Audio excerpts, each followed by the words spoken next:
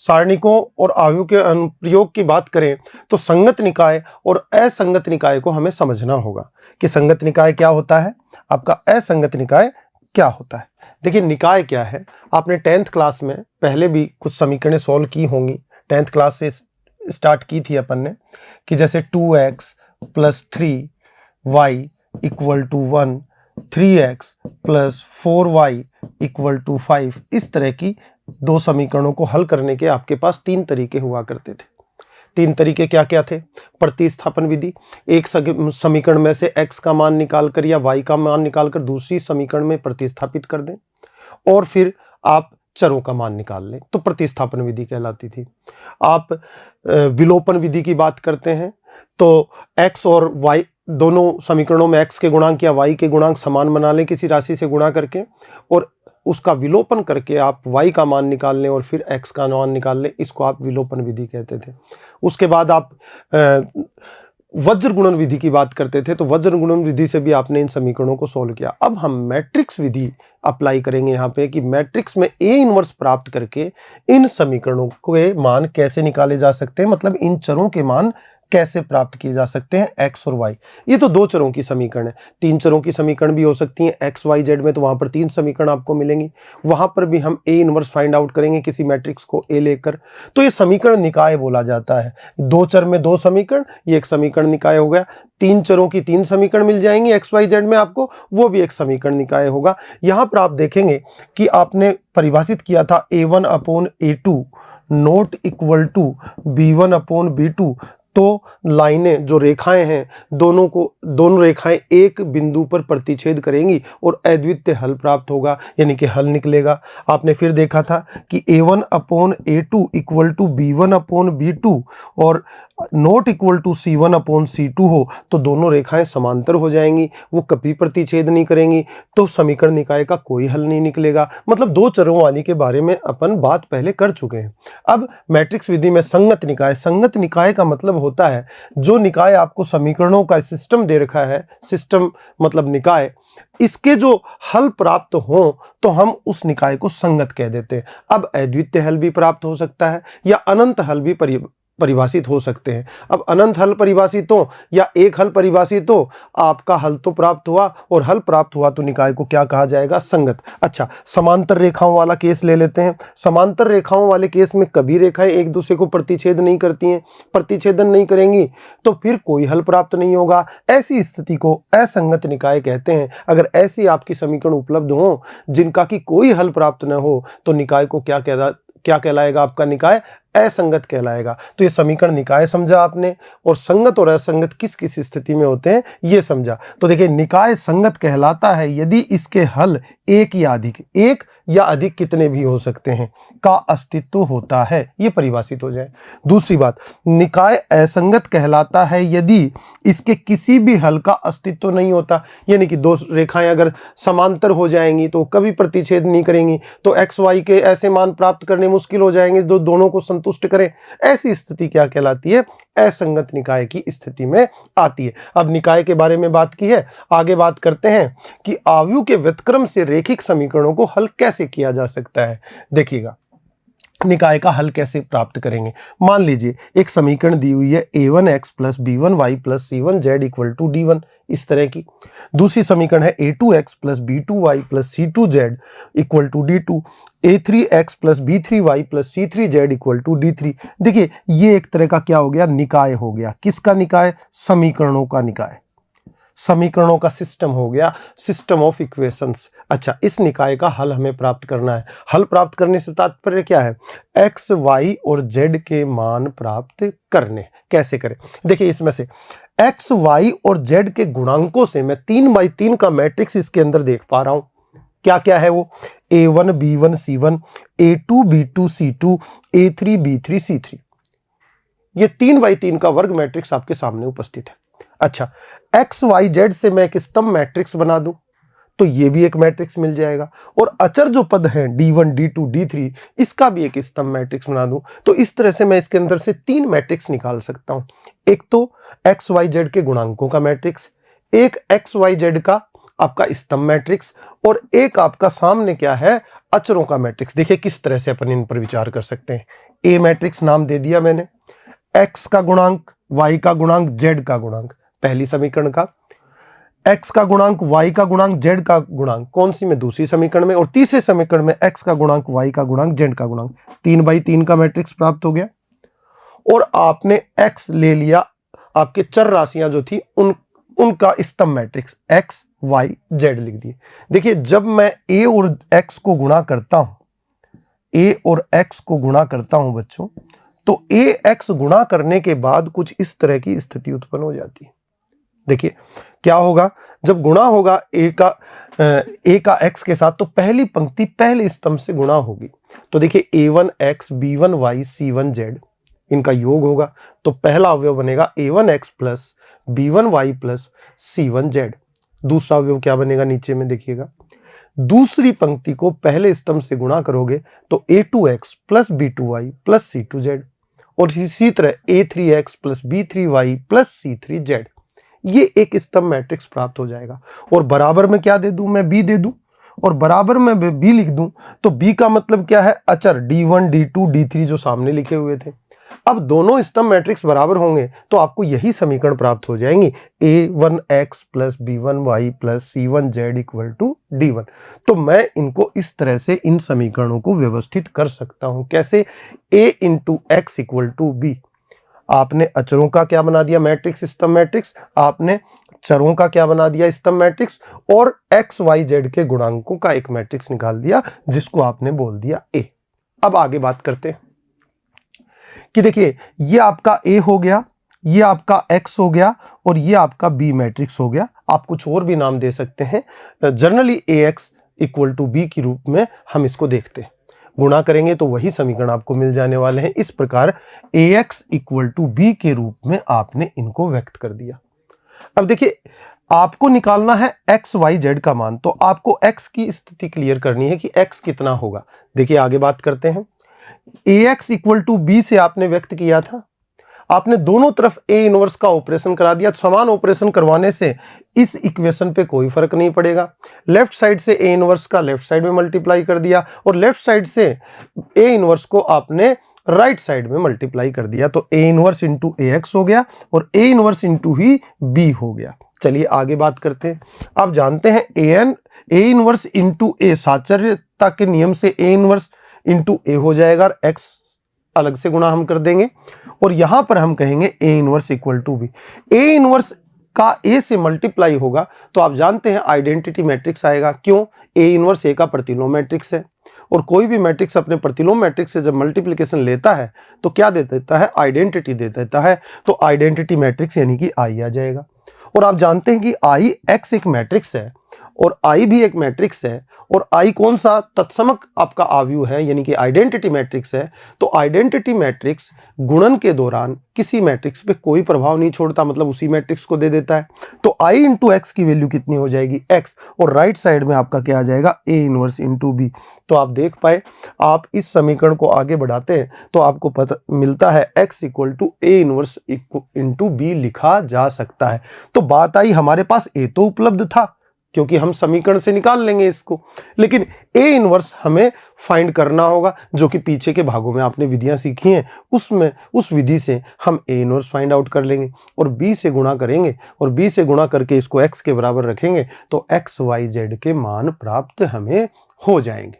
आगे बात जरा कर लेते हैं थोड़ी सी कि यह आव्यूह समीकरण दिए गए समीकरण निकाय का अद्वितीय हल प्रदान करता है। बिल्कुल अद्वितीय, ये जो आपका समीकरण है ये अद्वितीय हल प्रदान करता है। क्यों करता है, क्योंकि किसी मैट्रिक्स का प्रतिलोम मैट्रिक्स जो है हमेशा अद्वितीय होता है बच्चों। मतलब एक से a का इनवर्स जो मिलेगा, मतलब प्रतिलोम मैट्रिक्स मिलेगा, a इनवर्स के अलावा कोई नहीं हो सकता और दूसरा। इसका मतलब अद्वितीयता इसके अंदर होती है, और अद्वितीयता अंदर होती है तो x equal to a inverse into b भी अद्वितीय रूप से x y z के मान दे देगा। तो यहाँ पर यही बात आपको कही गई है नोट में, क्योंकि एक आव्यूह का व्युत्क्रम अद्वितीय होता है, समीकरणों के निकाय के हल करने की यह विधि आव्यूह विधि कहलाती है। तो अद्वितीय हल आपको x y z के यहाँ से मिल जाते हैं।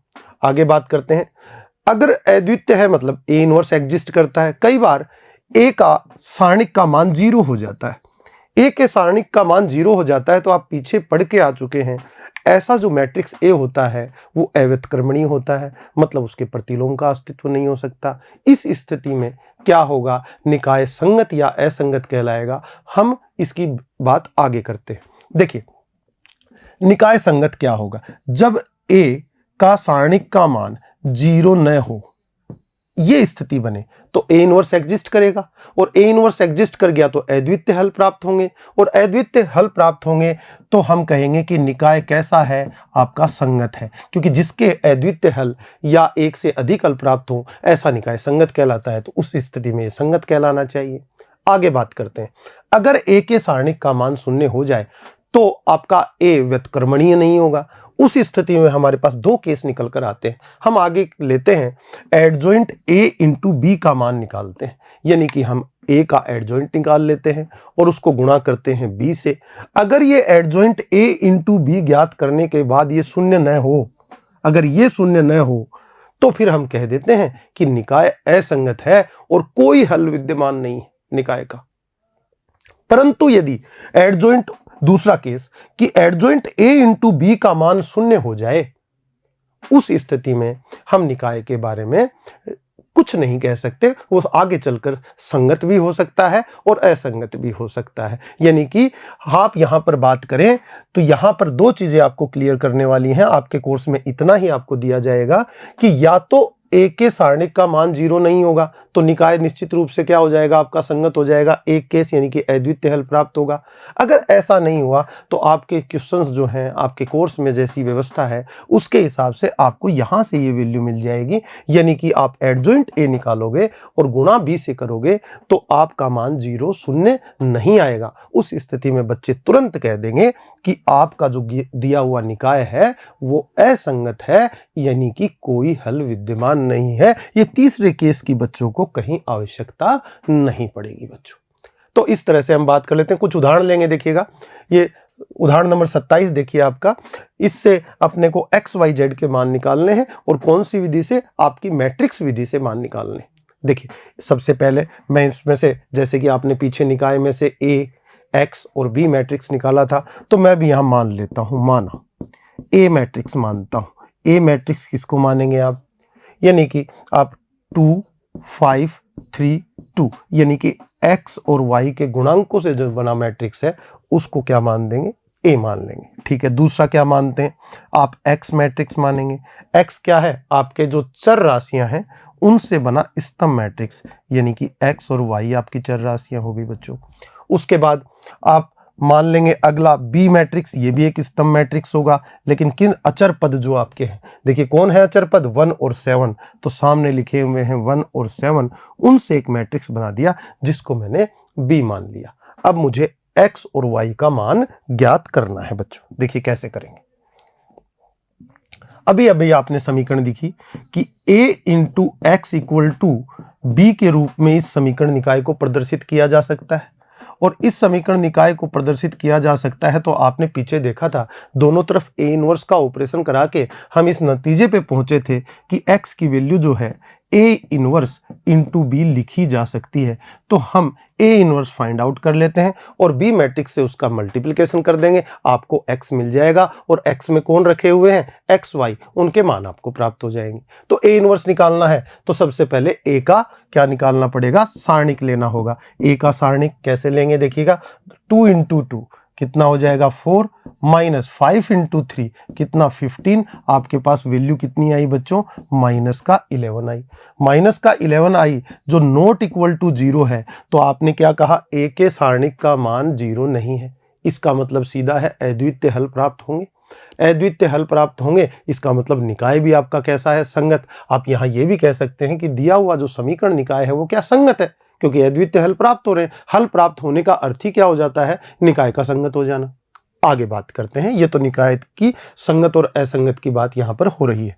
आगे ए इनवर्स अपने को फाइंड आउट करना है, तो हम लिखेंगे एडजॉइंट ऑफ ए, हम फाइंड आउट करेंगे। सबसे पहले adjoint of A find out करेंगे तो हम सहखंडों से बना मैट्रिक्स लेंगे और उसका क्या कर देंगे, ट्रांसपोज कर देंगे, जैसा कि हमने पीछे सीखा है।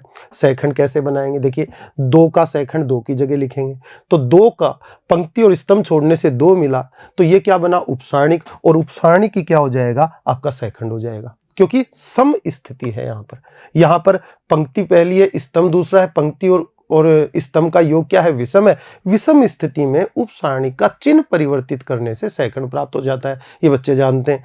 देखिए 5 का अपन सेकंड निकालेंगे तो पहले उप सारणी देखेंगे, पंक्ति और स्तंभ छोड़ने से 3 मिला और 3 का चिन्ह परिवर्तित कर दिया तो ये बन गया आपका सेकंड उप सारणी का। आगे 3 की बात करें, विषम स्थिति है, दूसरी पंक्ति पहला स्तंभ, 2 + 1 = 3। तो यहाँ पर उप सारणी कितना बना, देखिए स्तंभ और पंक्ति को छोड़ने से 5 मिला, 5 उप सारणी बना और चिन्ह परिवर्तित कर दिया विषम स्थिति में तो सेकंड बन गया। अब 2 की बात करें तो देखिए ये आपने पंक्ति छोड़ी, स्तंभ छोड़ा, 2 आपको मिलता है, 2 का 2 ही आपका क्या हो जाएगा, सेकंड हो जाएगा। ठीक है, यहां बात करेंगे ट्रांसपोज निकालेंगे। ट्रांसपोज निकालेंगे तो क्या कर देंगे, पहली पंक्ति को क्या बना देंगे, स्तंभ, तो ये 2, ये -3। उसके बाद यहां पर लिख देंगे -5, ये 2। देखिए बच्चों यहां पर कुछ किताबें यहां पर आपकी बुक डैश भी लगा देती है, तो एक ही बात है, आप ट्रांसपोज बोल दो इसको या डैश लगा दो या टी लिख दो, एक ही बात होती है, पंक्तियों को स्तंभों में बदलना यानी कि परिवर्त मैट्रिक्स प्राप्त करना। ठीक है, एडजॉइंट ए निकाल दिया। ए इनवर्स की बात करें तो ए इनवर्स इक्वल टू क्या होता है, 1/a का सारणिक इंटू एडजॉइंट ऑफ ए। आपने ए का सारणिक निकाला हुआ है, 1/-11 इसका मान है और एडजॉइंट ए की वैल्यू आपने ऊपर निकाली है, कितनी है, 2 -5 -3 एंड 2। ये आपका एडजॉइंट ऑफ ए निकल गया है। ठीक है, बात करते हैं हमें क्या निकालना है, हमें निकालना है x की वैल्यू, x इक्वल टू क्या दिया हुआ है, आपने पहले ही बता रखा है, a इनवर्स इंटू बी होता है। a इनवर्स का वैल्यू देखिए 1/-11 ये इंटू आपका है 2 -5 -3 एंड 2, ये आपका मैट्रिक्स है यहाँ पे, और इस मैट्रिक्स से गुणा कर दे रहा हूं किसको, b को। b एक स्तंभ मैट्रिक्स है जो कितना है, आपको ऊपर दिया गया है 1 7, तो आप कहेंगे इसको 1 और 7। ठीक है, ये आ गया।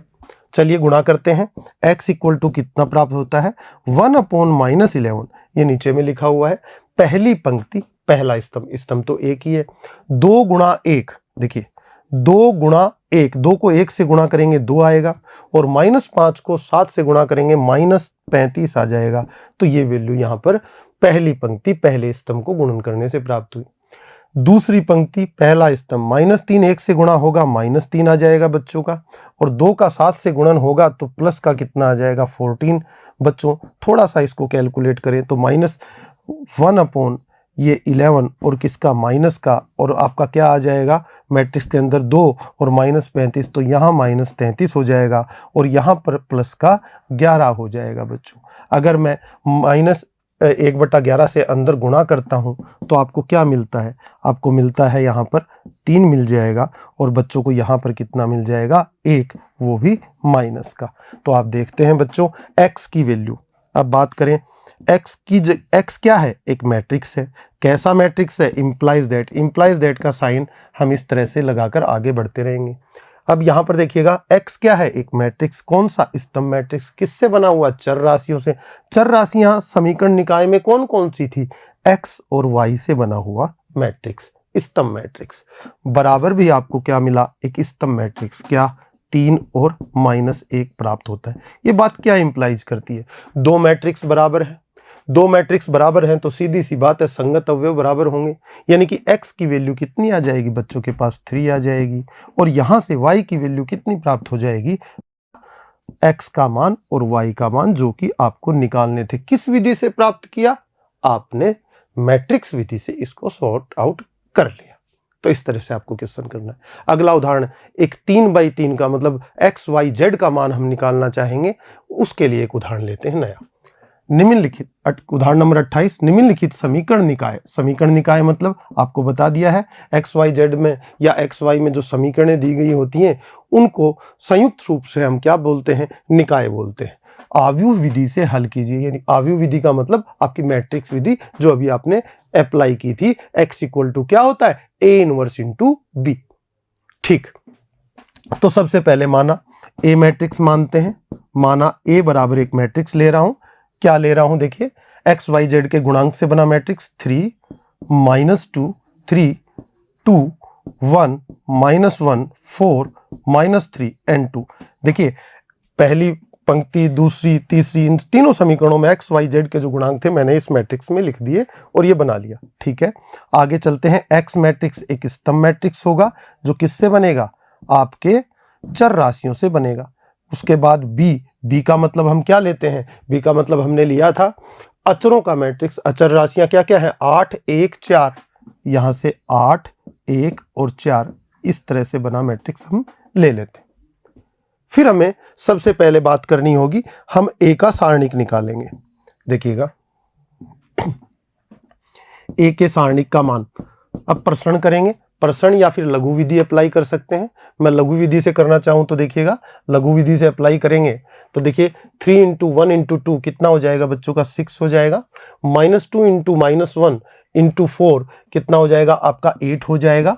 उसके बाद 3 × 3 × 2 माइनस का है तो -18 आ जाएगा आपके पास, यहां से माइनस का साइन लगेगा। 4 × 1 × 3 आपके पास 12 आ जाने वाला है। उसके बाद देखिएगा -3 × -1 +3 × 3 आपका कितना हो जाएगा, +9 हो जाएगा बच्चों। 2 × 2 × -2 कितना हो जाएगा आपका, -8 हो जाएगा।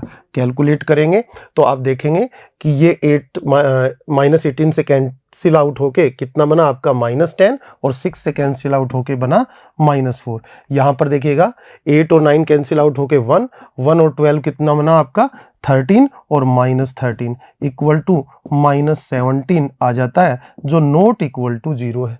तो ए का डिटर्मिनेंट कितना आया, -17 आया, जो 0 के बराबर नहीं है। तो निकाय कैसा होगा, अद्वितीय हल रखता है, यानी एक्स वाई जेड के एक एक हल विद्यमान होंगे। और अद्वितीय हल रखता है, कोई भी चाहे एक एक हल रखो, चाहे अनंत हल रखो, हम क्या कहते हैं ऐसी स्थिति को, निकाय कैसा होगा बच्चों का, निकाय जो गिवन निकाय है आपका, ये सिस्टम जो है इक्वेशंस का, ये क्या होगा, ये संगत कहलाएगा। ठीक है, ये संगत कहलाएगा। अब बात करते हैं कि एक्स वाई जेड के मान निकालने की, अद्वितीयता के रूप में आपको प्राप्त होने वाले हैं, तो ए इनवर्स फाइंड आउट करेंगे। ए इनवर्स फाइंड आउट करने के लिए एडजॉइंट ऑफ ए निकालना होगा। एडजॉइंट ऑफ ए निकालने के लिए हम क्या करेंगे, प्रत्येक अवयव का क्या ले लेंगे, सेकंड। देखिए प्रत्येक अवयव का सेकंड ले तो यहां से मैं करूं A11 की बात, यानी कि पहली पंक्ति पहले स्तंभ का सेकंड। देखिए मैंने ये छोड़ा, ये आपका पंक्ति छोड़ दी, बचा 1 2 1 -1 -3 2। सोल्व करता हूं, 2 1 जा 2 और -3 -1 से मल्टीप्लाई होगा तो प्लस का 3, तो 2 - 3 इज -1, ये -1 जो उपसारणिक बना वही सेकंड बन गया आपका। आप डायरेक्ट भी निकालना चाहें तो डायरेक्ट निकाल सकते हैं या अलग अलग लिख सकते हैं। A12 की वैल्यू देखिए, पहली पंक्ति दूसरे स्तंभ के सेकंड की वैल्यू कितनी आएगी। देखिए इस अवयव के लिए आपने स्तंभ को छोड़ दिया है, पंक्ति को छोड़ दिया है। 2 से 2 को करोगे 4 और 4 को -1 से करोगे तो कितना आ जाएगा, -4, और 4 -4 क्या हो जाएगा आपका, 8 हो जाएगा। लेकिन चिन्ह परिवर्तित होगा, उपसारणिक 8 आया तो -8 आपका क्या आ गया, आपका सेकंड बन गया। आगे सम स्थिति देखिएगा, ए पहली पंक्ति तीसरा स्तंभ, ये कैसी स्थिति है, सम स्थिति। इसमें उपसारणिक और सेकंड बराबर होंगे, यानी कि चिन्ह परिवर्तित करने की आवश्यकता नहीं होगी। उपसारणिक निकालते हैं, 3 के स्तंभ को छोड़ा, 3 की पंक्ति को छोड़ा, 2 को -3 से गुणा किया -6, 4 को 1 से किया 4, -6 -4 कितना बना, -10, और -10 ही क्या हो गया बच्चों का, सेकंड हो गया। आगे बात करें तो यहां पर ए दूसरी पंक्ति पहले स्तंभ की बात कर लेता हूं। दूसरी पंक्ति पहला स्तंभ, ये सबसे पहले उपसारणिक स्थिति कैसी है, 2 + 1 विषम, यानी कि जो भी उपसारणिक मिलेगा चिन्ह परिवर्तित करके हम क्या कर देंगे, उसका सेकंड निकाल देंगे। देखिए यहां पर पंक्ति छोड़ देता हूं, यहां पर स्तंभ छोड़ देता हूं, -2 × 2 -4, -3 × 3 कितना हो गया आपका, -9, -9 के आगे माइनस लगेगा तो ये +9 हो जाएगा, और ये -4, तो -4 और +9 कैंसिल आउट होके +5 बचेगा। +5 आया उपसारणिक, तो -5 क्या आया आपका, सेकंड। आपने चिन्ह परिवर्तित करके सेकंड निकाल दिया। आगे बात करते हैं A22 की सम स्थिति है, जितना उपसारणिक उतना सेकंड। देखिए 1 की बात करते हैं, अवयव दूसरी पंक्ति दूसरा स्तंभ कौन बना, ये 1 बना। आपने स्तंभ छोड़ा, पंक्ति छोड़ी, 3 को 2 से किया 6, 4 × 3 = 12, 6 माइनस 12 कितना आया, -6, और -6 ही क्या हो गया आपका, यहाँ पर सेकंड आ जाता है क्योंकि सम स्थिति है। ठीक है, अब विषम स्थिति आ जाएगी, एकांतर क्रम में चलते हैं। दूसरी पंक्ति तीसरा स्तंभ, यहाँ पर चिन्ह परिवर्तित करेंगे किसका, उपसारणिक का, और सेकंड निकालेंगे। कैसे, देखिए इस -1 की बात चल रही है, आपने स्तंभ छोड़ा और पंक्ति छोड़ी। 3 को -3 से किया -9, और 4 को -2 से किया कितना आपका, -8, तो ये प्लस का 8 हो जाएगा, ये -9, -1 आपके पास बचने वाला है। -1 आपका उपसारणिक हुआ, लेकिन चिन्ह परिवर्तित करने के बाद 1 आपका क्या बन गया, सेकंड बन गया। आगे देखिए, तीसरी पंक्ति पहले स्तंभ का सेकंड, यानी कि इस 4 का सेकंड। उपसारणिक लेंगे, उपसारणिक के लिए पंक्ति और स्तंभ छोड़ने से ये तो कितने हो जाएंगे, -2 गुणा -1 कितना हो जाएगा आपका 2, और ये आपस में गुणा होके हो जाएंगे 3। 2 - 3 कितना आया, -1। स्थिति कैसी है, सम, तो -1 ही क्या हो गया, सेकंड हो गया। आगे बात करें, विषम स्थिति पैदा होगी, तीसरी पंक्ति दूसरा स्तंभ, यहां पर आपको चिन्ह परिवर्तित करना होगा। तो देखिए -3 की पंक्ति को छोड़ दिया, स्तंभ को छोड़ दिया, ये -3, ये आपका -6, -3 और -6 कितने हो गए आपके, -9, और -9 का चिन्ह परिवर्तित कर 9 आपका क्या आ गया, यहां पर सेकंड प्राप्त हो गया। आगे A33, तीसरी पंक्ति तीसरे स्तंभ का सेकंड। बच्चे ध्यान देंगे, पंक्ति छोड़ी, स्तंभ छोड़ा, 3 एकम 3, और यहां 2 - 2 से किया तो -4, 3 - -4 कितना हो गया आपका, +4 हो गया, तो 3 और 4 कितने हो गए, 7, और 7 का 7 ही आपका क्या हो गया बच्चों, सेकंड हो गया। इस तरह से आपने ये प्राप्त कर लिए। तो यहां से आपने ये निकाले, तो आप एडजॉइंट ऑफ ए निकाल देंगे। अब कितना आएगा देखिएगा, adjoint of A equal to सेकंडों से बना मैट्रिक्स -1, -8, -10, -5, -6, 1, -1, 9 और 7 का ट्रांसपोज होगा। ट्रांसपोज करेंगे तो पहली पंक्ति को पहला स्तंभ लिखेंगे, -1, -8, -10, और यहाँ पर -5, -6, 1, और यहाँ पर आ जाएगा -1, 9 और 7। बड़े ही ध्यान से इस काम को करना है। अगर एक भी कैलकुलेशन में छोटी सी भी मिस्टेक प्लस माइनस की भी हो गई तो पूरे क्वेश्चन का आंसर गलत हो जाएगा। आगे बात करें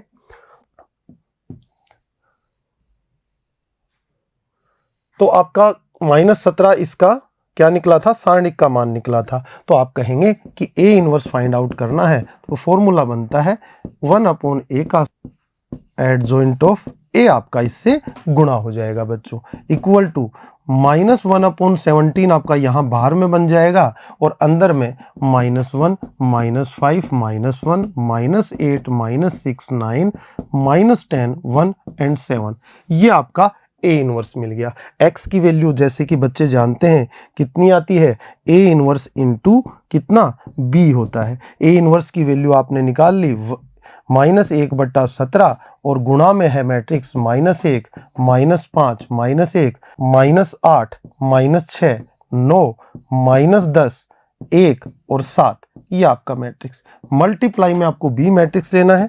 बी मैट्रिक्स अपन ने ऊपर से 8, 1, 4 से बन रहा है तो हम यहां पर ले लेंगे 8, 1, 4, 8, 1 और 4। ये मैट्रिक्स आपस में गुणा करेंगे और x का मान प्राप्त कर लेंगे बच्चों।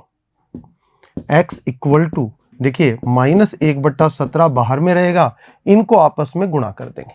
पहली पंक्ति को पहले स्तंभ से करेंगे। -1 8 से गुणा होगा -8, -5 1 से गुणा होगा -5 और -1 4 से गुणा होगा तो -4। ये आया आपका। यहाँ पर देखिए दूसरी पंक्ति पहला स्तंभ, -8 8 से गुणा होगा -64 आ जाएगा, -6 1 से गुणा होगा -6 आ जाएगा और 9 4 से गुणा होगा तो कितना हो जाएगा 36 हो जाएगा प्लस का।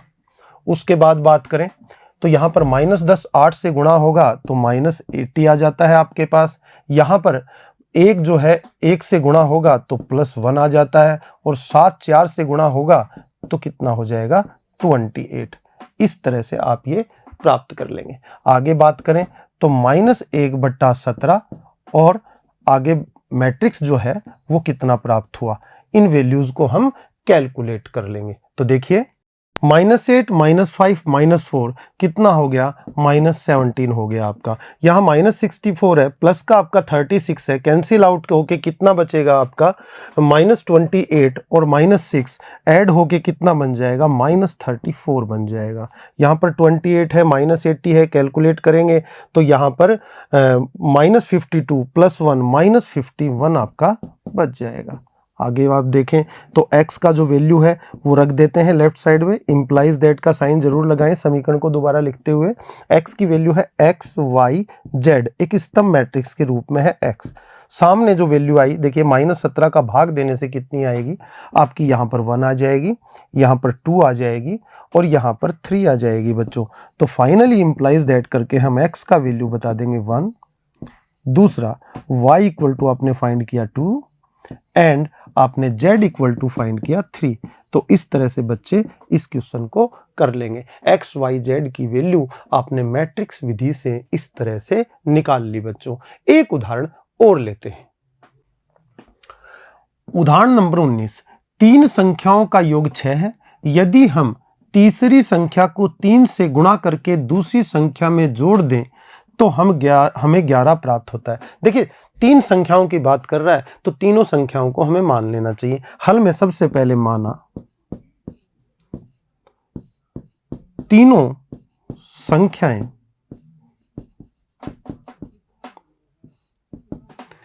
क्रमशः x, y, z है। तब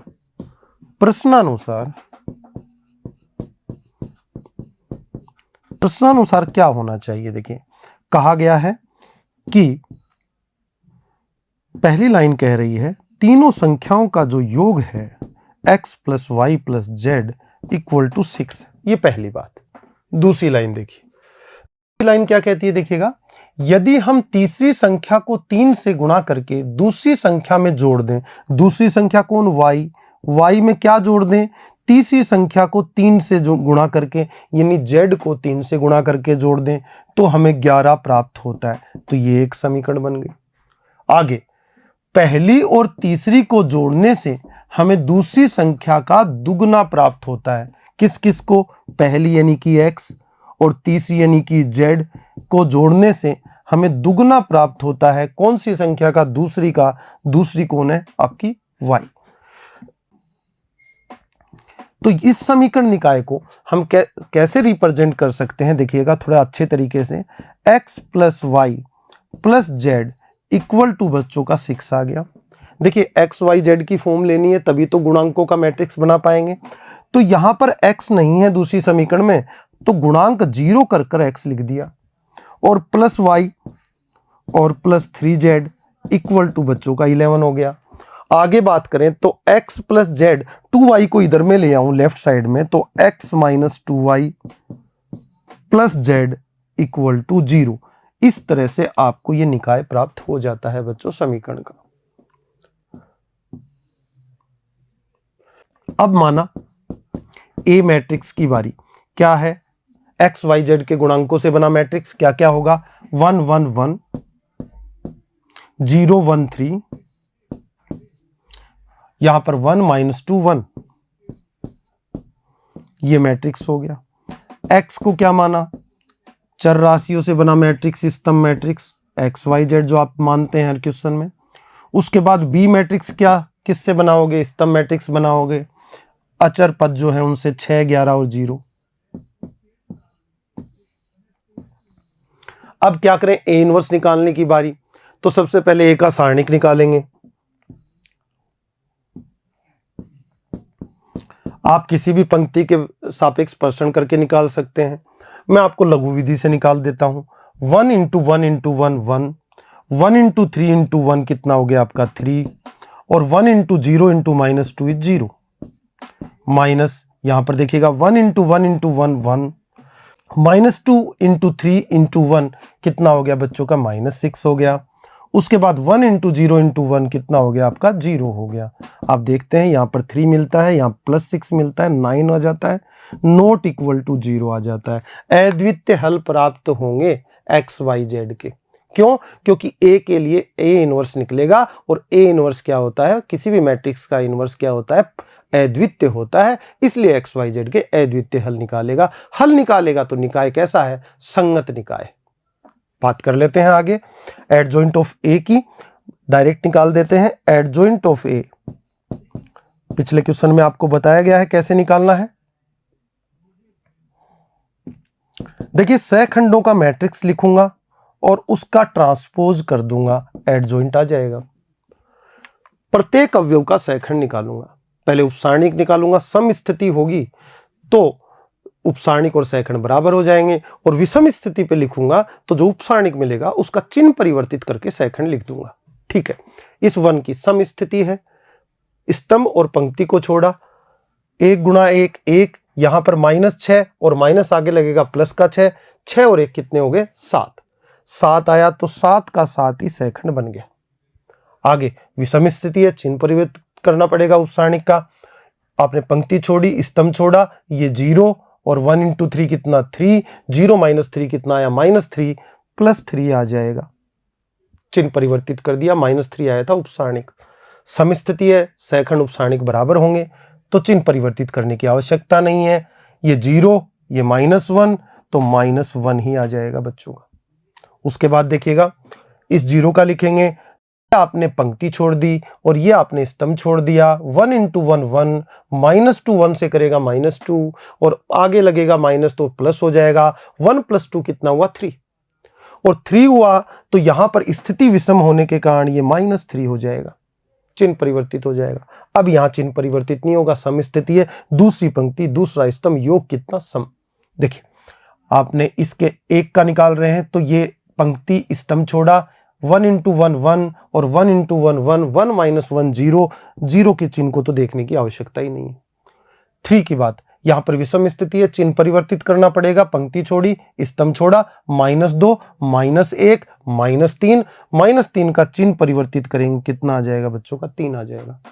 आगे यहां पर कैसी है, सम स्थिति है तो यहां पर चिन्ह परिवर्तित करने की जरूरत नहीं है। आपने पंक्ति छोड़ दी, आपने स्तंभ छोड़ दिया, 3 एकम 3, 1 एकम 1, 3 माइनस 1 कितना 2, तो यहां पर आपका 2 ही क्या आ गया, आपका सहखंड आ गया। आगे यहां परिवर्तित होगा चिन्ह, विषम स्थिति है तो देखिए -2 का स्तंभ छोड़ा, पंक्ति छोड़ी, 3 और ये 0, 3 माइनस 0 कितना आया 3 आया, चिन्ह परिवर्तित करके -3 बन गया। और आगे बात करें तो यहां पर ये पंक्ति स्तंभ छोड़ने के बाद 1 बना और 1 ही क्या बन गया आपका सहखंड। इसका ट्रांसपोज कर दिया, तो 7 3 -1 और यहाँ -3 0 3 और 2 -3 1 आपको एडजॉइंट ऑफ ए के रूप में मिल गया बच्चों।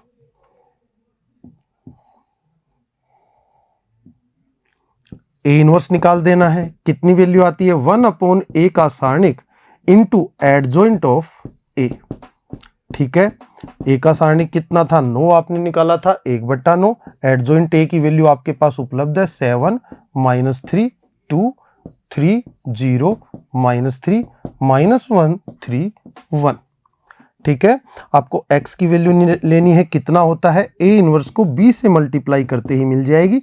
तो बात कर लेते हैं, a इनवर्स की वैल्यू है 1/9 और मैट्रिक्स है गुणा में क्या 7 -3 2 3 0 -3 -1 3 1 और मल्टीप्लाई में b मैट्रिक्स क्या था आपका 6 था, यहां पर 11 और यहां पर 0 था बच्चों। तो इस तरह से आप मल्टीप्लाई करेंगे तो x की वैल्यू फाइंड आउट कर लेंगे। x की वैल्यू फाइंड आउट करेंगे तो देखिए कितनी आएगी, x = 1/9 बाहर में गुणा कर देते हैं।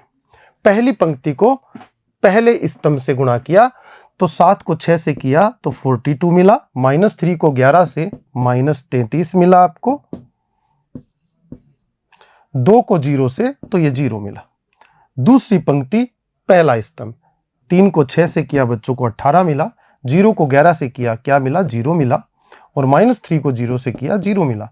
उसके बाद तीसरी पंक्ति पहला स्तंभ, देखिए -1 को 6 से किया -6 मिला, और फिर आपने 3 को 11 से किया तो कितना प्लस का 33 मिला, और 1 को 0 से किया तो 0 मिला। आगे बात करें, 1/9 बाहर में है, अंदर में कितना हो गया? देखिए 42 में से जब 33 जाएगा तो आपको 9 मिल जाएगा। यहां पर 18 है आपका, और यहां पर देखिए -6 33 में से जाएगा तो 27 आपको यहां पर मिल जाएगा। आगे बात करें अपन तो 9 का भाग दे दें तो यहां पर 1, यहां पर 2 और यहां पर 3 आपको मिल जाने वाला है बच्चों। फिर हम लिख सकते हैं x को मैट्रिक्स के रूप में, जैसा कि आप जानते हैं आपके पास उपलब्ध क्या था, x की वैल्यू थी x y z, एक स्तंभ मैट्रिक्स आपने x को माना हुआ है। इसके इक्वल जो मैट्रिक्स निकला वो 1 2 एंड 3 निकला। तो ये बात क्या इंप्लाइज करती है कि संगत अवयव बराबर होने के नियम से x बराबर 1, y बराबर 2 और z बराबर आपको 3 मिल जाता है। तो इस तरह से बच्चों आपने x y z की वैल्यू फाइंड आउट कर ली। आज के लिए इतना ही बच्चों, धन्यवाद।